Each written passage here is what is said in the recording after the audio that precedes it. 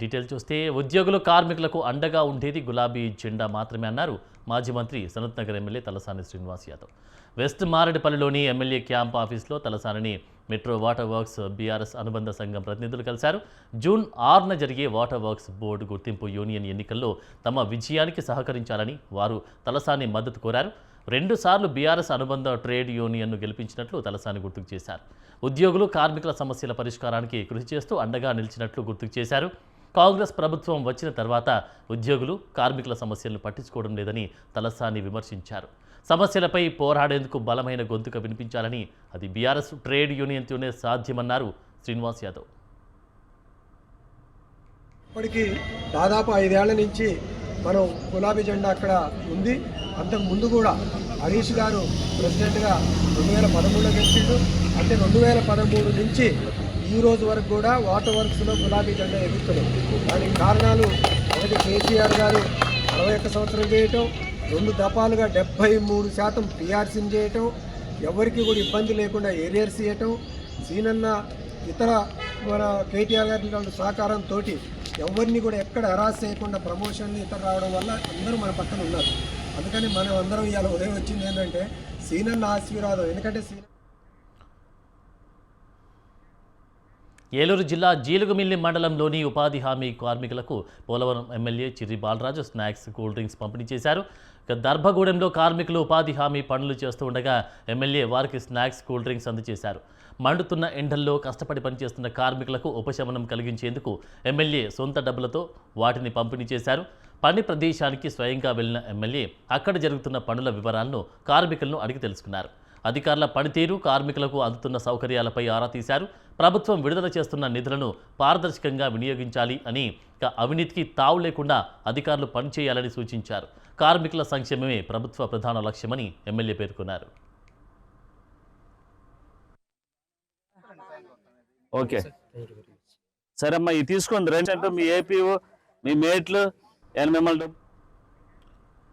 Ramayapatnam port కోసం భూములు, ఇల్లు కోల్పోయిన గుడ్లూరు మండలం కర్లపాలెం ఎస్టీ కాలనీ వాసులకు కందుకూరు ఎమ్మెల్యే ఇంటూరి నాగేశ్వరరావు ఇళ్ల పట్టాలు అందజేశారు.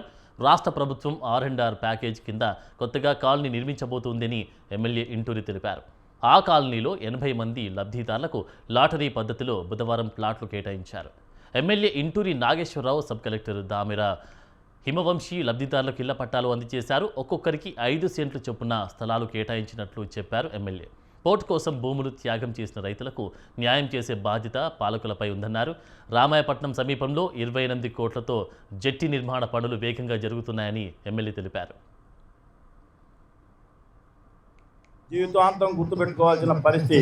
అదేవిధంగా ఈ ఎస్టీ కాలనీ కూడా R&R కాలనీలో అనేక సమస్యలు ఉన్నాయి. గ్రామంలో ఉండే నాయకులు పొలాల్లో నుంచి నీళ్లు చెరువులోకి పోయే పరిస్థితి ఉంటే వాళ్ళు కూడా మన నాయకులు అయితే వాళ్ళకు కూడా కన్విన్స్ చేసి ఎస్టీలకు కూడా మనం R&R కాలనీ ఏర్పాటు చేయాలి, తప్పదు మనకేం చెప్తే వాళ్ళు కూడా సానుకూలంగా స్పందిస్తేనే ఈరోజు ఈ లేఅవుట్ అయింది. ఇవన్నీ కూడా ఎందుకు చెబుతూ ఉంటే అనేక ఇబ్బందులు ఉన్నా కూడా పేదవాళ్ళ కోసం ఈ వాళ్ళ కాలనీలు ఖాళీ చేసి R&R కాలనీకి వస్తూ ఉన్నారు, ప్రభుత్వానికి సహకరిస్తూ ఉన్నారు. ప్రభుత్వం కూడా వాళ్ళకి సహాయ సహకారాలు అందించాల్సిన బాధ్యత ప్రభుత్వంలో ఉన్న అధికారులకి, నాయకులకు ఉందని చెప్పి మేము రోజు కూడా ఈ కాలనీలకి ఎప్పటికప్పుడు మానిటరింగ్ చేస్తా. సబ్ కలెక్టర్ గారు వచ్చిన తర్వాత ఇక్కడ 57 మందే ఉంటే ఇంకా 27 మంది బెనిఫిషరీస్ ఉన్నారు. వాళ్ళకు కూడా న్యాయం చేయాల్సిన బాధ్యత మన మీద ఉందని చెప్పి సబ్ కలెక్టర్ గారి దృష్టికి పలు దఫాలుగా తీసుకెళ్ళి ఆయన కూడా కన్విన్స్ అయ్యి తర్వాత కలెక్టర్ గారికి అందరికీ కూడా పైకి చెప్పి అందరికీ ఈరోజు 80 మందికి కూడా ప్లాట్లు ఇస్తూ ఉన్నారంటే దీంట్లో అధికారుల పాత్ర కూడా నాతో పాటు. జనసేన పార్టీ ప్రచార కోఆర్డినేటర్ జల బాల నాగేంద్ర వ్యాఖ్యలను ఆ పార్టీ మార్కాపురం నియోజకవర్గం ఇన్ఛార్జ్ ఇమ్మడి కాశీ విశ్వనాథ్ ఖండించారు. మాజీ మంత్రి, జనసేన నాయకులు బాలినేని శ్రీనివాసరెడ్డి, ఆయన కుటుంబ సభ్యులపై బాల నాగేంద్ర అవినీతి ఆరోపణలు చేయడాన్ని తప్పుపెట్టారు. బాల నాగేంద్ర ఆరోపణలు పార్టీ ప్రతిష్టను దెబ్బతీస్తాయని కాశీ విశ్వనాథ్ విచారం వ్యక్తం చేశారు. గతంలో బాలినేని ప్రశంసించిన బాల నాగేంద్ర కొద్ది రోజుల్లోనే తమ వైఖరిని మార్చుకోవడం అనుమానాస్పదంగా ఉందన్నారు.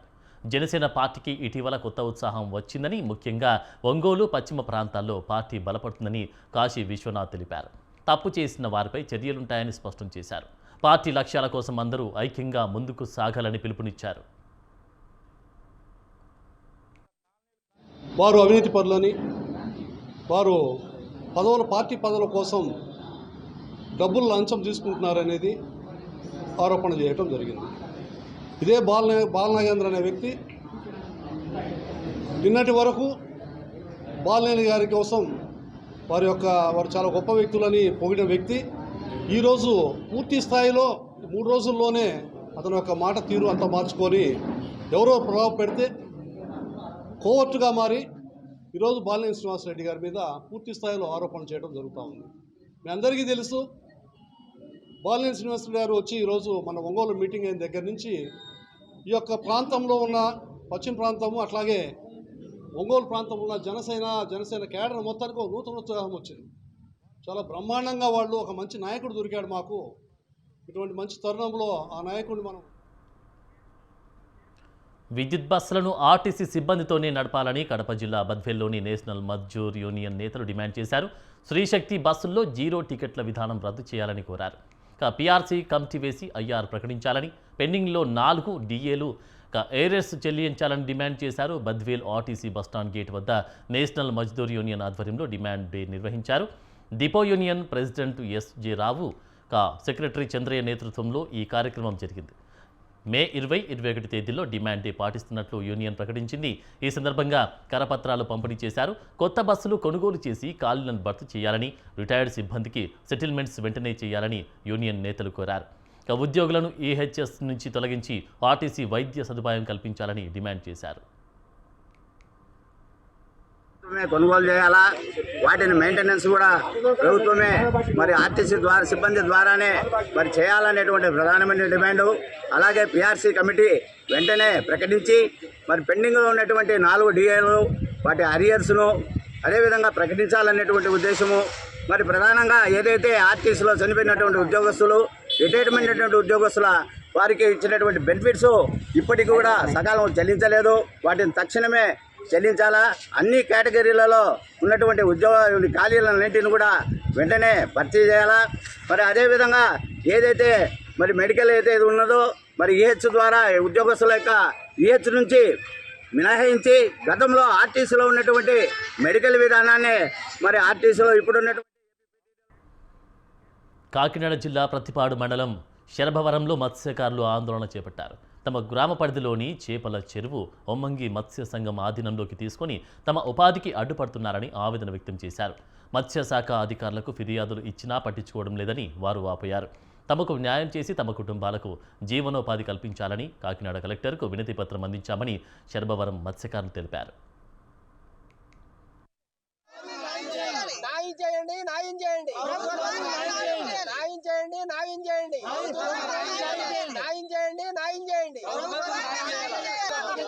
ఇప్పుడు వరకు తిన్నది చాలు చాలు, ఇప్పుడు వరకు తిన్నది చాలు చాలు, ఇప్పుడు వరకు తిన్నది చాలు చాలు, ఇప్పుడు వరకు తిన్నది చాలు చాలు. తిరుపతి జిల్లా సూలూరుపేటలో కెమిస్ట్ అండ్ డ్రగ్గిస్ట్ ఆధ్వర్యంలో మెడికల్ షాపు బందులు చేసి ఆందోళన చేపట్టారు. ఏఐఓసిడి, ఏపీసీడీఏ, టీడీసీడీఏ ఆధ్వర్యంలో ఆన్లైన్ మందుల అమ్మకాలను వ్యతిరేకిస్తూ వారు పట్టణంలో ర్యాలీ నిర్వహించారు. ఆర్డీఓకు వినతి పత్రం అందజేశారు. పలువురు కేంద్ర రాష్ట్ర ప్రభుత్వ అధికారుల దృష్టికి సమస్య తీసుకెళ్లినా పట్టించుకోవడం లేదని ఆవేదన వ్యక్తం చేశారు. ఔషధ వ్యాపారం, ప్రజారోగ్యానికి సంబంధించిన అనేక కీలక సమస్యలు ఇంతవరకు పరిష్కారం కాలేదని ఆరోపించారు. పరిస్థితి ఆందోళనకర స్థాయికి చేరింది అని 12,40,000కు పైగా కెమిస్ట్రీల జీవనోపాధికి, వారి కుటుంబాల భవిష్యత్తుకు తీవ్ర ముప్పుగా మారిందని ఆందోళన వ్యక్తం చేశారు.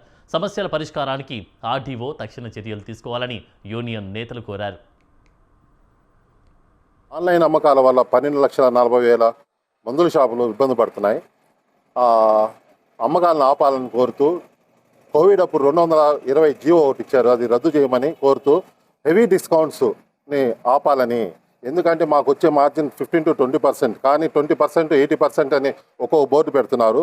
అక్కడ నకిలీ మందులు వచ్చే ఛాన్స్ ఎక్కువ ఉంటుంది. మేము ప్రతి ప్రిస్క్రిప్షన్కి, ఎన్ఆర్ఎక్స్ డ్రగ్స్కి, ప్రతి దానికి మేము లెక్క చెప్తాం గవర్నమెంట్కి, కానీ ఆన్లైన్లో వచ్చే వాటికి ఎవరు లెక్కలు చెప్పడం లేదు. ఇవన్నీ రద్దు చేసి మా భవిష్యత్తును కాపాడుకోవాలని, పిల్లలు ఆరోగ్యాన్ని కాపాడాలని కోరుకుంటూ ఈ సమ్మె చేస్తున్నాం. ఆన్లైన్లో మందుల అమ్మకాలు వెంటనే నిలిపివేయాలని నెల్లూరు జిల్లా గూడూరు మెడికల్ షాప్ యజమానుల association president Shaik Subhan demand చేశారు. కార్పొరేట్ సంస్థల అధిక డిస్కౌంట్లకు అడ్డుకట్ట వేయాలని కోరారు. మార్కెట్లో నకిలీ మందుల అమ్మకాలను నివారించాలని ప్రభుత్వాన్ని డిమాండ్ చేశారు. ఆన్లైన్ మందుల అమ్మకాలకు వ్యతిరేకంగా గూడూరులో మెడికల్ షాపుల యజమానులు బంద్ పాటించి భారీ ర్యాలీ నిర్వహించారు. All India organisation of chemist and druggist దేశవ్యాప్త బంద్ పిలుపులో మెడికల్ షాపులు మూసివేశారు. గూడూరు మెడికల్ అసోసియేషన్ వ్యాపారులు టవర్ క్లాక్ సెంటర్ నుండి ఆర్డీఓ ఆఫీస్ వరకు భారీ ర్యాలీ నిర్వహించారు. ఆర్డీఓ ఆఫీస్లోని అధికారులకు వినతి పత్రం సమర్పించారు.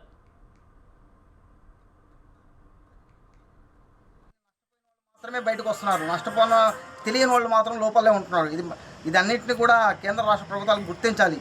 ఈ ఆన్లైన్లో మందులు తెప్పించడం అనేది చాలా ప్రమాదకరం. ప్రజలు కూడా ఈ విషయాన్ని కూడా గమనించాలి. అదేవిధంగా ఈరోజు బంద్ చేస్తున్నామంటే అది మాకు కూడా చాలా ఇబ్బందిగా ఉంది. ఎందుకంటే ప్రజలందరూ కూడా ఈరోజు ఇబ్బంది పడుతున్నారు. వాళ్ళకి మేము ఈరోజు క్షమాపణలు తెలియజేసుకుంటున్నాం మెడికల్ అసోసియేషన్ ద్వారా. ఎందుకంటే మేము ఈ ఉద్యమంలోకి రాకపోతే ప్రజలకి తెలియదు. ఈరోజు ఒక్కరోజే నష్టపోతున్నాం. కానీ ప్రజలు తెలియక ఏదేదో మాత్రలు మెంగుతూ వాళ్ళు అనారోగ్య పాలవుతూ ఇంకా వేల డబ్బుల్ని ఖర్చు పెట్టుకోవాల్సిన పరిస్థితి. అవన్నీ కూడా వాళ్ళకి అర్థమయ్యేందుకు ఈరోజు మేము బంద్ చేయడానికి ముందుకు వచ్చాం. అదేవిధంగా మాకు ఈ బంద్కి మద్దతు తెలియజేసిన మా మెడికల్ షాపుల యజమానులందరికీ కూడా ఈ సందర్భంగా ప్రత్యేక ధన్యవాదాలు తెలియజేసుకుంటున్నాం. అదేవిధంగా ఇంకో సందర్భంలో మీడియా యజమానికి ధన్యవాదాలు తెలియజేస్తున్నాను. ఎందుకంటే మేము బంద్ చేస్తున్నాం అంటే ప్రభుత్వంకి తెలిసేది ఒక మీడియా ద్వారానే. ఈ మీడియా ద్వారానే మా సమస్య బంద్ అనేది చాలా రోజుల నుంచి కూడా ప్రభుత్వాల దృష్టికి తీసుకెళ్ళి ఉన్నారు మా పెద్దలు. అది ఈరోజు దాకా కూడా వాళ్ళు స్పందించిన పక్షంలో ఈరోజు బంద్కి రావాల్సిన పరిస్థితి ఏర్పడింది. కానీ మాకు వచ్చిన గైడ్లైన్స్ ప్రకారం ఒక్కరోజు 24 గంటల బంద్ను మాత్రమే మేము నిర్ణయించారు పెద్దలు. కడప జిల్లా బద్వేల్లో కెమిస్టుల అసోసియేషన్ సమ్మె నిర్వహించింది. అఖిల భారత కెమిస్టుల సమైక్య పిలుపులో భాగంగా సమ్మె చేసినట్లు అసోసియేషన్ నేతలు తెలిపారు. పట్టణంలోని మెడికల్ షాపులన్నీ మూసివేసి నిరసన వ్యక్తం చేశారు. పట్టణంలోని పలువురు మెడికల్ షాపుల యజమానుల ఆధ్వర్యంలో భారీ ర్యాలీ నిర్వహించారు. సిద్ధవటం రోడ్లోని అమరజీవి పొట్టి శ్రీరాములు కాంస్య విగ్రహానికి అసోసియేషన్ నాయకులు పూలమాలలు వేసి నివాళులర్పించారు. అక్కడి నుంచి మెయిన్ రోడ్ల గుండా నినాదాలతో బద్వేల్ తహసీల్దార్ కార్యాలయం వరకు శాంతియుత ర్యాలీ నిర్వహించారు. ఆన్లైన్లో మందుల అమ్మకాలను వెంటనే నిలిపివేయాలని, రూల్స్కు విరుద్ధంగా ఇస్తున్న అధిక డిస్కౌంట్లను అరికట్టాలని వారు డిమాండ్ చేశారు. ప్రజల ఆరోగ్యంతో ఆటలాడుతూ నాసిరకం మందులు తయారు చేసే కంపెనీలపై ప్రభుత్వం కఠిన చర్యలు తీసుకోవాలని కోరారు. తహసీల్దార్ కార్యాలయంలో అధికారులకు తమ డిమాండ్లతో వినతి పత్రం సమర్పించారు. మరియు స్టేట్ మెడికల్ అసోసియేషన్ పిలుపు మేరకు మా కడప జిల్లాలో బద్వేల్ నందు మెడికల్ షాప్స్ బంద్ నిర్వహించడం జరిగినది. దీనికి ముఖ్య కారణం ఏమనగా కరోనా టైంలో ఎమర్జెన్సీ పర్పస్ ప్రజల సౌకర్యార్థం ఇచ్చిన ఆన్లైన్ మెడిసిన్ అనే జీవోను రద్దు చేయకుండా అలానే కంటిన్యూ చేస్తున్నారు. దాన్ని రద్దు చేయాలని మా యొక్క మనవి.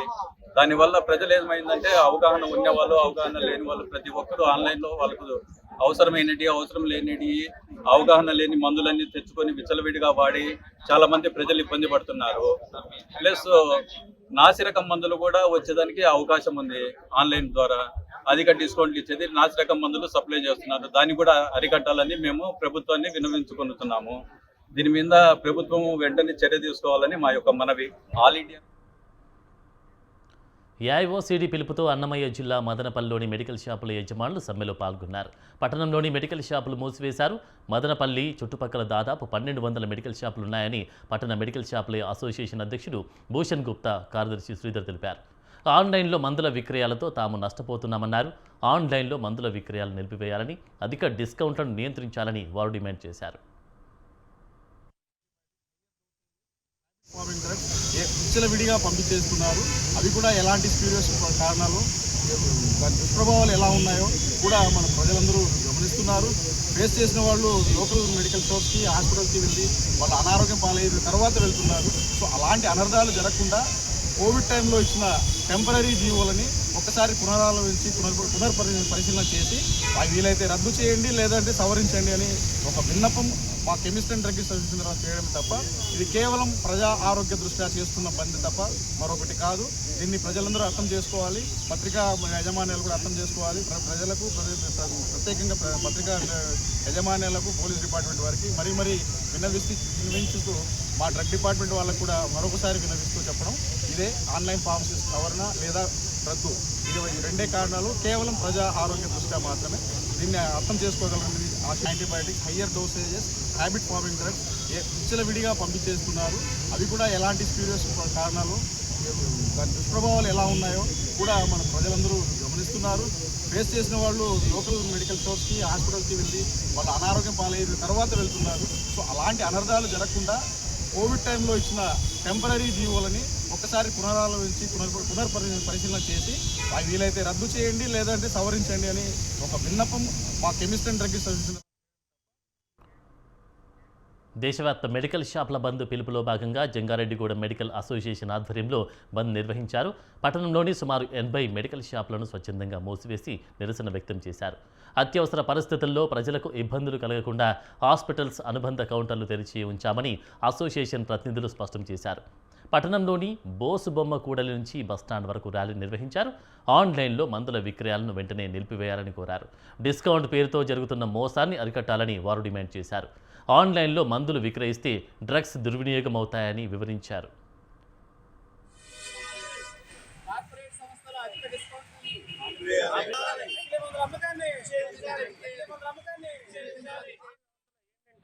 మందులు డిస్కౌంట్లు, అధిక డిస్కౌంట్లు ఇస్తారు. కానీ వాళ్ళ పర్సనల్ బ్రాండ్స్ ప్రమోట్ చేసుకుంటా ఈ జనరిక్ మందులు చక్కగా జనరిక్ మందుల్లో ఇస్తున్నారు. అదే జనరిక్ మందులు వాళ్ళు ఎక్కువ డిస్కౌంట్ ఇస్తున్నట్టు ప్రిపేర్ చేసి వాళ్ళ బ్రాండ్ని అలవాటు చేస్తున్నారు. ఆ విషయం ప్రజలు గమనించట్లేదు. ఆ ప్రజలు ఇప్పుడు ఈ 40%, 80% అంటున్నారు. మనకు వచ్చేదే 16 to 20%. దీనికి వ్యతిరేకంగా కార్పొరేట్ వ్యవస్థను కూడా నిర్మూలించాలని మేము అనుకుంటున్నాం. కోవిడ్ టైంలో ఆన్లైన్ అమ్మకానికి గవర్నమెంట్ జీవో రాలేదు, పర్మిషన్ ఇచ్చింది అంతే. దాని ఆ జీవో అమలు చేయకూడదు. రిటైల్ మెడికల్ షాపులో జిల్లా స్థాయి అధికారుల నియంత్రణలో ఉంటాయని నిర్మల్ పట్టణ మెడికల్ షాపుల అసోసియేషన్ నేతలు చెప్పారు. ఆన్లైన్లో మందుల విక్రయాలపై నియంత్రణ ఉండదని, అమ్మకాలు చట్టవిరుద్ధంగా జరుగుతాయన్నారు. అందుకే ఆన్లైన్లో మందుల విక్రయాలు ఆపేయాలని వారు ప్రధానంగా డిమాండ్ చేశారు. ఆన్లైన్లో మందుల విక్రయాలను ఆపాలనే ప్రధాన డిమాండ్తో నిర్మల్ జిల్లాలో మెడికల్ షాపుల బంద్ నిర్వహించారు. జిల్లా కెమిస్ట్ అండ్ డ్రగ్గిస్ట్ అసోసియేషన్ ఆధ్వర్యంలో జరిగిన ఈ బంద్లో జిల్లాలోని మెడికల్ వ్యాపారులు పాల్గొన్నారు. అఖిల భారత డ్రగ్స్ అండ్ కెమిస్ట్ అసోసియేషన్ పిలుపు మేరకు నిర్మల్లో బైక్ ర్యాలీ నిర్వహించారు. ఆర్టీఓ కార్యాలయంలో వినతి పత్రం సమర్పించారు. మంచి కంపెనీల ముసుగులో నకిలీ మందుల తయారీని అడ్డుకోవాలని, తెలియకుండా నకిలీ మందులు కొన్న రిటైలర్లపై కేసులు ఎత్తేయాలని వారు డిమాండ్ చేశారు.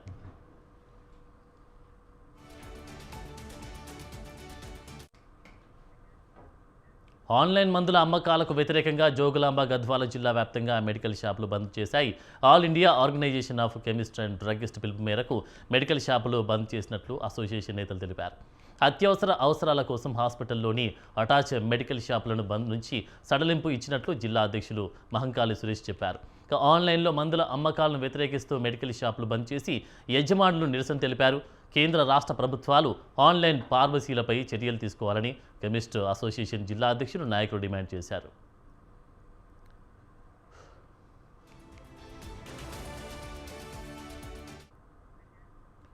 రాజన్న సిరిసిల్ల జిల్లా గంభీరావుపేటలో రైతులు రోడ్డెక్కి నిరసన వ్యక్తం చేశారు.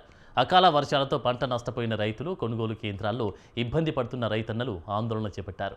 అకాల వర్షాలతో పంటలు దెబ్బతిన్నాయని, ప్రభుత్వం వెంటనే నష్టపరిహారం అంచనా వేసి పరిహారం ప్రకటించాలని అన్నదాతలు డిమాండ్ చేశారు. కొనుగోలు కేంద్రాల్లో ధాన్యం కొనుగోలు నెమ్మదిగా సాగుతున్నాయి అని, దీనితో ఎండల్లో వర్షాల్లో పడిగాపులు కాయాల్సి వస్తుందని గంభీరావుపేట రైతులు ఆవేదన వ్యక్తం చేశారు. కల్లాల్లో తడిసిన ధాన్యాన్ని కూడా ప్రభుత్వం కొని ఆదుకోవాలని కోరారు. తమ సమస్యలు పరిష్కరించాలంటూ ప్రధాన రహదారిపై బైఠాయించారు. దీంతో వాహనాల రాకపోకలకు తీవ్ర అంతరాయం ఏర్పడింది. పోలీసులు ఘటనాస్థలికి పరిశీలించి రైతులతో మాట్లాడారు.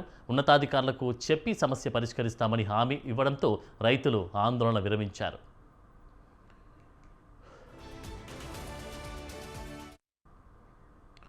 మంచిర్యాల జిల్లా నెన్నెల మండలంలో రైతులు ఆందోళనకు దిగారు. వరి ధాన్యం కొనుగోలు చేయాలంటూ గొల్లపల్లిలో ధాన్యం బస్తాలతో రైతులు రోడ్డుపై బైఠాయించి రాస్తారోకో చేపట్టారు. నెల రోజుల నుంచి ధాన్యం కొనుగోలు చేయడం లేదని ఆవేదన వ్యక్తం చేశారు. వెంటనే ధాన్యం కొనుగోలు చేయకపోతే పెద్ద ఎత్తున ఆందోళన చేపడతామని అధికారులను హెచ్చరించారు. సకాలంలో ధాన్యం కొనుగోలు చేయకపోతే ప్రకృతి వైపరీత్యం వల్ల నష్టం జరిగితే ఎవరు బాధ్యత వహిస్తారు అని రైతులు ప్రశ్నించారు. ధాన్యం కొనుగోలులో అధికారులు ప్రభుత్వ నిర్లక్ష్యంపై రైతులు మండిపడ్డారు.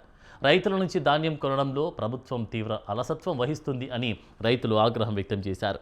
అధికారులు వెంటనే వడ్లు కొనుగోలు చేయకపోతే తీవ్ర నష్టం వచ్చే ప్రమాదం ఉంది అని రైతులు గోడు వెల్లపుచ్చుకున్నారు.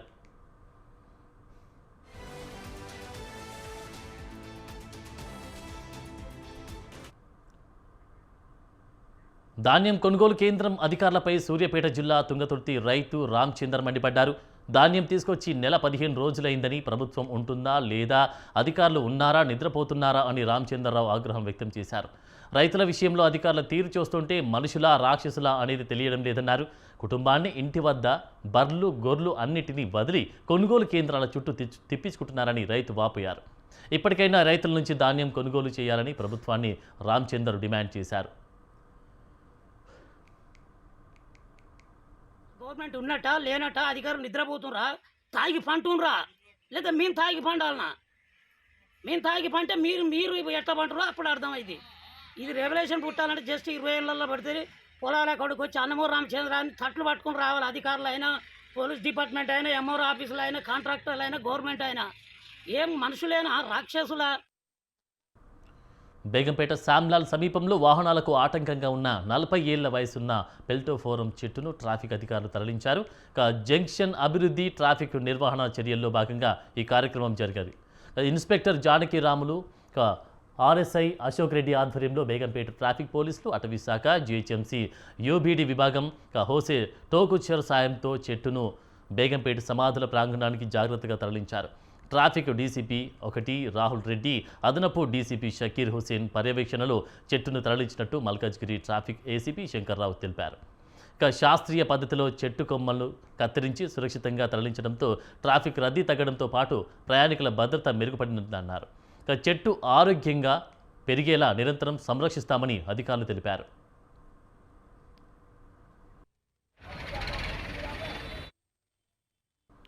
మార్కాపురం జిల్లా రామచంద్రాపురంలో వరుసగా జరిగిన చైన్ స్నాచింగ్ ఘటనలు కలకలం రేపాయి.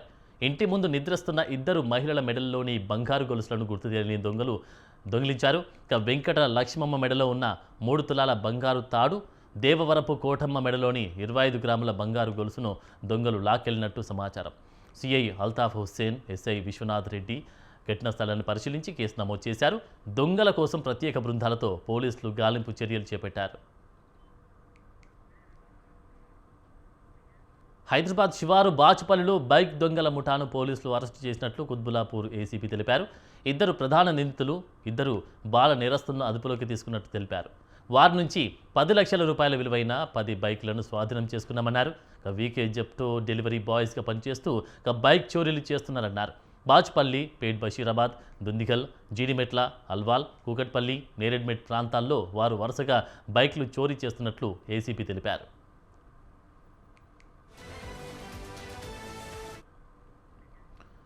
ఎండదెబ్బ తట్టుకోలేక భవన నిర్మాణ కార్మికుడు మృతి చెందాడు. ఈ ఘటన వికారాబాద్ జిల్లా తాండూరు మండలం అంతారంలో చోటు చేసుకుంది. కార్మికుడు తుమ్మనపల్లి సామెల్ ఓ ఇంటి నిర్మాణం కోసం మండు టెండల్లో పనిచేస్తూ ఉండగా తనకు కళ్ళు తిరుగుతున్నట్లు తోటి కార్మికులకు చెప్పాడు. ఆసుపత్రికి తరలించే సమయానికి సామెల్ మృతి చెందినట్లు వైద్యులు తెలిపారు. మృతుడికి భార్య, 3 పిల్లలున్నారు. మృతుడు సామెల్ కుటుంబాన్ని ప్రభుత్వం ఆదుకోవాలని స్థానికులు కోరారు.